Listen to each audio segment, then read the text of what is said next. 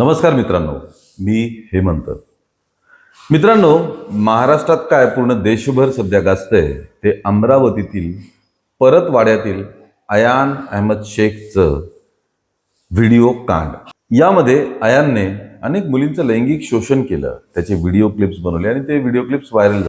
पण मित्रांनो, या सगळ्या गोष्टींची सुरुवात कुठून झाली? या अयानने, विकृत अयानने या सगळ्या गोष्टींची सुरुवात कशी केली आणि काय घटनाक्रम आहे? या आयांचे अड्डे कुठले होते जिथे तो मुलींना घेऊन जायचा, त्याची अरेंजमेंट कशी करायचा आणि मुलींना तो कसं बोलून, कशा मेसेजेसद्वारे त्यांना भुरळ घालायचा, हे सर्व आपण आजच्या या व्हिडिओतनं बघणार आहोत. तर मित्रांनो, या अयान शेखने हे सगळं विकृत कृत्य करायला सुरुवात का केली तर त्याची काही माहिती समोर येते. या अयान शेखने पोलिसांमध्ये आपला जबाब दिलेला आहे, कबुल्या दिलेल्या आहेत, हे सर्व काही आहे.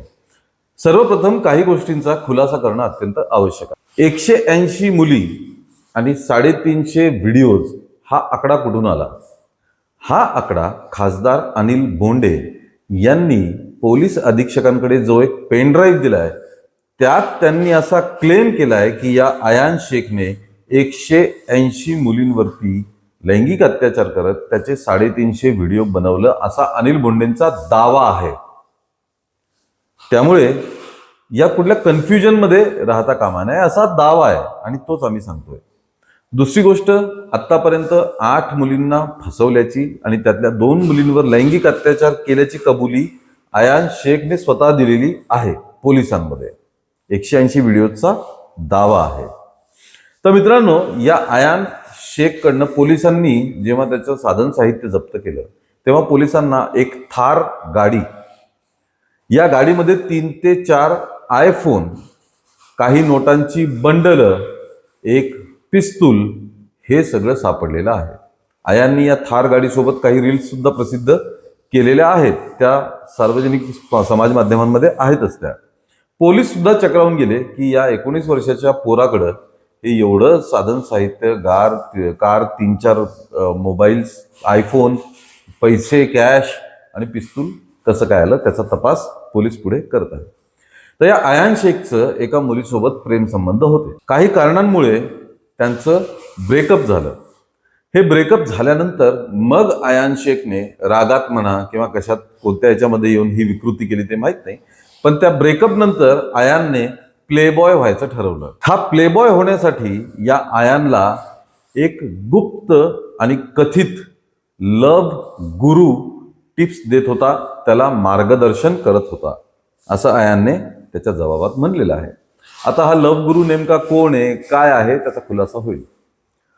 हा लव गुरु अयानला शिकवायचा की मुलींना कसं पटवायचं, त्यांना आपल्या जाळ्यात कसं ओढायचं, काय आणि कसं बोलल्यानंतर मुली तुझ्याशी बोलतील, तुझ्या प्रेमात पडतील, या टिप्स हा लव गुरु या विकृताला देत होता. त्या लव गुरुने याला सांगितलं, शिकवलं की डायरेक्ट हाय हॅलोचे मेसेजेस करायचे नाही.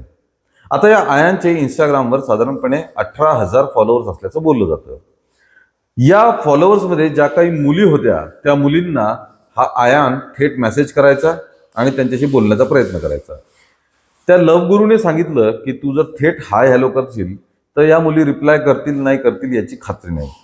तुला जर या मुलींना पटवण्यात सक्सेसफुल व्हायचं असेल तर संभाषणाची सुरुवात ही हाय हॅलोनी न करता प्रश्नांनी केली पाहिजे. म्हणजे असे काही प्रश्न विचारायचे की त्याचे उत्तर या मुलींना द्यावंच लागेल आणि मग तुझ्या संवादाची सुरुवात होईल आणि मग तू त्यांना कसं कसं बोलून त्यांना हे करू शकतो. तर हा अयान हाय हॅलो न करता थेट या मुलींना मेसेज करत होता कि आप वही हो ना जिनसे मैं यहाँ पे मिला था, आप वही हो ना जिसे मैंने यहाँ पे देखा था, आप वही हो ना जो मेरे इस दोस्त की ये फ्रेंड हो. अशा पद्धतीने आपण त्यांना बघितलंय, आपण त्यांना ओळखतो, ती सुद्धा आपल्याला ओळखते, अशा प्रकारचा बनाव तो संवादाच्या सुरुवातीलाच करायचा. मग त्या मुलींना हो नाही असं काहीतरी उत्तर द्यावं लागायचं आणि उत्तर आल्यानंतर यांच्या संवादाची सुरुवात होत होती. त्यामुळे अयान हा सर्व मुलींना अशा प्रकारेच संवाद करत होता. त्यानंतर मग तिच्या दिसण्याची स्तुती करणं, तिच्या कपड्यांची स्तुती करणं, तिला भेटायला बोलवणं, कॉफी ऑफर करणं वगैरे वगैरे अशा सर्व गोष्टी हळूहळू पुढे जात आयान या मुलींना आपल्या जाळ्यात ओढत होता. या मुलींना भेटायसाठी नेमकं कुठं बोलवायचं? तर भेटण्यासाठी या आयानने काही जागा हेरून ठेवल्या होत्या, काही अड्डे त्यांनी बनवून ठेवलेले होते. परतवाड्याच्याच काठोर नगर भागात किंवा काठोर नाका असा जो एरिया आहे त्या भागात त्याच्या एका मित्राचा फ्लॅट होता. तो फ्लॅट सुद्धा किरायाने त्याच्या मित्राने घेतलेला होता आणि तो आयानला हा फ्लॅट वापरण्यासाठी देत होता. त्या फ्लॅटचे व्हिडिओज, त्या बिल्डिंगचे व्हिडिओज, फोटोज हे सोशल मीडियामध्ये आलेले आहेत. तो या मित्राला या फ्लॅटचे तासाला 500 रुपये देत होता. तासाला 500 रुपये देऊन तो रात्री बेरात्री दिवसा कधीही मुलींना घेऊन त्या फ्लॅटवर यायचा. या फ्लॅटमध्ये राहणाऱ्या इतर रहिवाशांनी सुद्धा या बाबतीत त्या फ्लॅटच्या मालकाकडे तक्रार केलेली होती की असे कोणीतरी मुलं येतात, मुलींना घेऊन येतात, आरडाओरडा करतात, गाणी लावतात वगैरे, नाचतात, असं काही ते गोंधळ घालतात. पण त्या फ्लॅटच्या मालकाने याकडे दुर्लक्ष केलं. त्यामुळे त्या बिल्डिंगमधील रहिवाशांचं त्या फ्लॅट मालकावर सुद्धा कारवाई झाली पाहिजे असं म्हणणं आहे. याच काठोर नाका भागामध्ये एक कॅफे, द कॅफे रॉयल 10 म्हणून, या कॅफे चालकाने यामध्ये जोडप्यांना बसण्यासाठी अशी एक कंपार्टमेंट सुविधा बनवलेली आहे. या कंपार्टमेंटमध्ये तुम्ही जोडपे बसू शकता, तुम्हाला पूर्ण प्रायव्हसी मिळेल, तुम्हाला कोणी डिस्टर्ब करणार नाही याची खात्री तो कॅफे चालक करत होता. याच कॅफेमध्ये आयान 400 रुपये तासाचे इतके पैसे देऊन मुलींना त्या कॅफेमध्ये घेऊन बसत होता. कंपार्टमेंट सिस्टम असल्यामुळे तिथे मग त्याला काहीही चाळे करण्याची त्याला मुभा मिळत होती आणि तिथे पण तो असले फोटो व्हिडिओ बनवायचा मुलींसोबतचे. आता या कॅफेला सुद्धा पोलिसांनी सील केलेलं आहे. कॅफे चालकाची चौकशी होत आहे आणि त्याच्यावरती सुद्धा काही ना काही कारवाई होऊ शकते. सुरुवातीला आलेल्या माहितीनुसार चिखलदऱ्याजवळचं कुठलं तरी एक लॉज आहे. या लॉजवर सुद्धा हा विकृत आयान मुलींना घेऊन जात होता.